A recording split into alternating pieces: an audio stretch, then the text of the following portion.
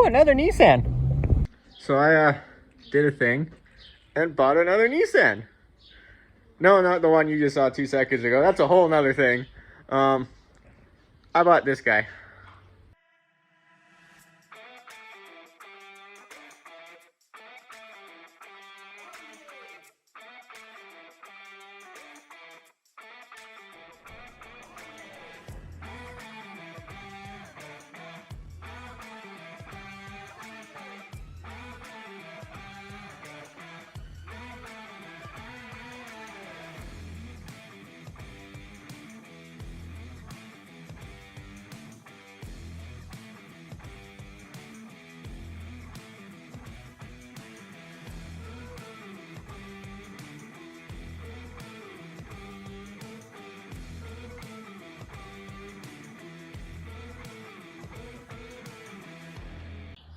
So this is Steve, apparently. Let's call it Steve. Steve? It's a pretty name. Steve sounds nice. And I'll explain that in a minute or so. Bought this because I was missing my old Nissan. I didn't want to sell it. I sold it because I had bills to pay. Well, now I'm caught up on bills and got tired of the wife and I only having one vehicle, being the Avalanche.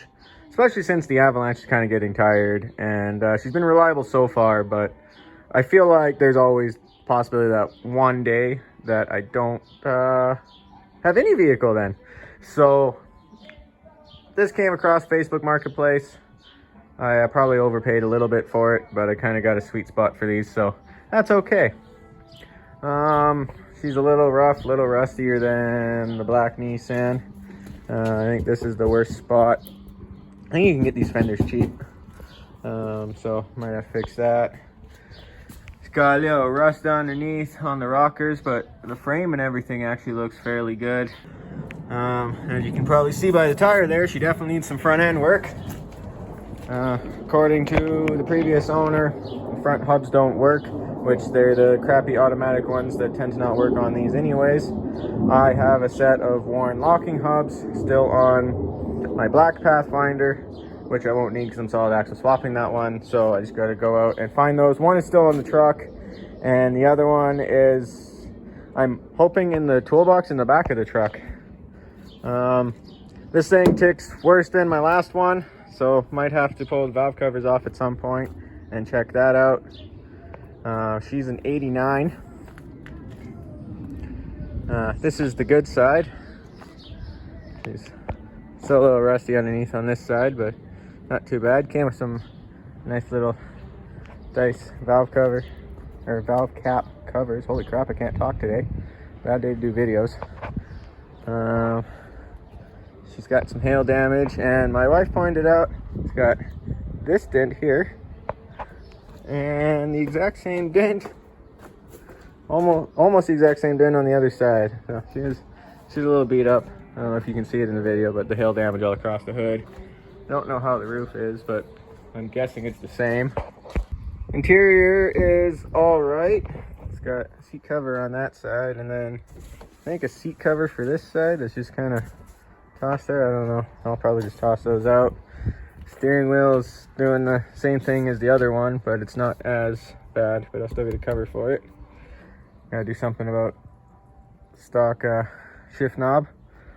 Put one of mine on. Alright, apparently everything works except the rear wiper motor, or rear bug juice. The wiper motor works. I don't really care about the bug juice. And she's got 20,000 kilometers less than my black one. Apparently she's been well kept. It's got regular oil changes. Timing belt, he said, was done, which is good because they're known to go in these. And it also came with these sweet bad boys. So, might clean these up. Try to polish all the flat spots on them, and then all the inserts in here paint black. I think that would look really sweet. Put some nice like 33s on those. Put them underneath this. And that would look really good. Might take the flares off, might leave them on. They might be hiding some stuff, I'm not sure.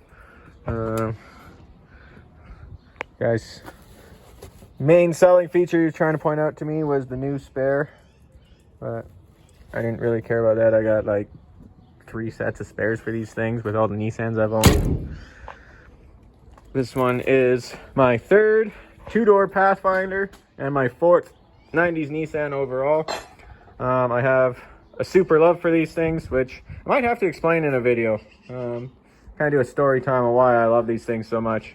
Because to most people, they're just big piles of turd. But they're pretty reliable, even with the lifter tick.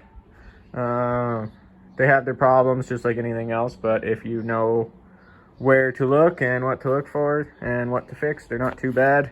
This one definitely needs some front end work. Go over that in a minute. We'll lift the front end up and check. But I have a feeling it's probably the drag link, pitman arm and idler arm, just like it is on every single one of these, and I replaced it on my black one anyway. So I have all the tools to do it. I think it's like $400 in parts. So between that, some tires, and a few other things it probably needs. It's probably going in for safety next week, so I'll find out everything it needs. But between all that, probably another like $1,500, and she should be really good. Exhaust is kind of quiet, but it doesn't really leak like the last one, so I might just leave it for now. She starts and runs good, other than the tick. Oh, I don't even have the keys in the ignition. I have to go get a key cut. It only came with one.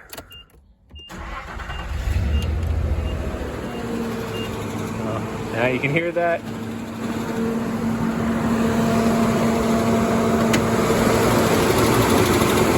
Right there like the last one too. Oh, it sounds like there's a couple on this one.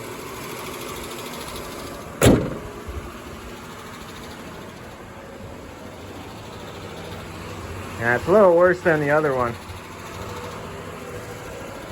And it sounds like she might have a little bit of a mess. I wonder if she needs just a good tune-up.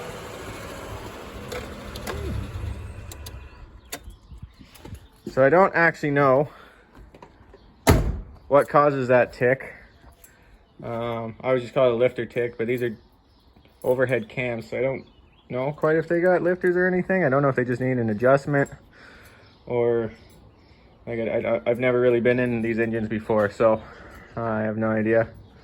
I'll have to research. I'm on a couple of these groups. Maybe a group will tell me how to fix that, or if you just gotta live with it, if it's something you gotta worry about. All my other ones did it, and I just drove them and ignored it. Kind of turned the radio up, and it never really caused a problem. So, I wonder if that's why the guy sold it. It's starting to get a little hard to steer because of the front end, and starting to get a little ticky. But I might just do an oil change with some diesel oil and see what happens. Now, the reason it's named Steve is I didn't pick that. My wife named it before we even went to go look at it to buy it, because in the pictures, she thought this said Steve, the SEV6. So she's like, it's named Steve. And a little side note, I personally think we should have named the Pathfinder Liam, because it's Liam Nissan. I know, horrible joke, but wife named it Steve, so too late now. It's actually not rusted out around the windshield like the black Nissan was, so yeah, this one is in better shape. Just needs a fender. Cut the rockers out, weld some plate in there or something, or weld some steel tubing for some rockers, and then call it good. So it just came in from the hot sun out in the alley, shaking the front end down. Pretty much just what I expected. Ball joints and wheel bearings are tight. Tie rod ends, there's no movement. It's all in the drag arm, or drag link, or center link, or whatever you want to call it. Pitman arm and the idler arm. Very calm on these things, and even when they're good, it's kind of a poor design on the front of these, so even when they're good, there's still deflection and movement. A lot of people try to come up with better designs. There's tons of people on my groups I'm on that came up with their own solid idler arms and stuff, and I don't know how much I can show of it just with one hand here. That center link tends to go like this, just because tie rod arms, such an angle. And then it also, just everything deflects, so I don't know if you can really see it in the video with me shaking the camera while rocking the tire, but it all flexes. And actually this one doesn't do a lot compared to the black Nissan. Black Nissan hard body was really bad. Yeah, so you can see that whole, I don't know if you can see on camera, but this whole arm goes up and down, and then this all goes. So one of these, and should be good. Yeah. But other than that, there's no play in the front end and the wheel bearings. I've tried it just sitting on the jack with the A-arms all down and no weight on them, so they're all steep angled, and I've done it with weight on them. I've always asked mechanics which one, and they always tell different answers. Oh, you should have weight on it, oh, you should have weight off, so I just do both just to see. But other than that, seems fine. Yeah, I'll probably do that front end stuff, get it all good. My main concern is the lifter tick. I'll have to really look at it because it is really bad on this one. She's a little wet under here, but a lot drier than my last one. Yeah, looks like a recent exhaust was done. There's no cat, but it's still got the O2 sensor plugged in, which is nice. Yeah, everything looks fairly decent. The only other thing in the front end is the sway bar links make a hellacious noise. So it squeaks worse than my last one, but I probably won't even run a front sway bar anyways. CV boots are open, so it might need CVs. Yeah, other than that, it's not too bad. And I forgot, these are a 4-link, not a leaf spring like the pickup truck. That's Steve. Hopefully there'll be a bunch more videos of that. I gotta try to fix it, but still gotta do a whole bunch of other crap with other projects first. We'll see what happens after she goes to her safety in the next week or so. So I had a few theories on why that guy was selling that thing, and I just came up with another one. He told me he was selling because he had to move back, like his lease was coming up and whatnot, and so he was moving back east to Ontario. But then he also really emphasized that he wanted to keep his plate for his next car, and an Alberta plate would not do anything in Ontario.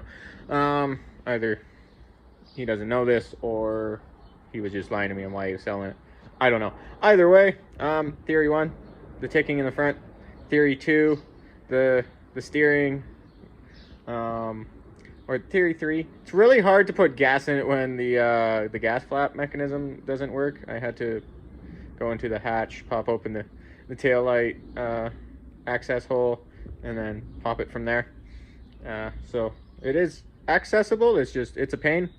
So maybe he couldn't figure that out and was like, oh no, something broke, I can't get gas in my car. Sell it. Who knows?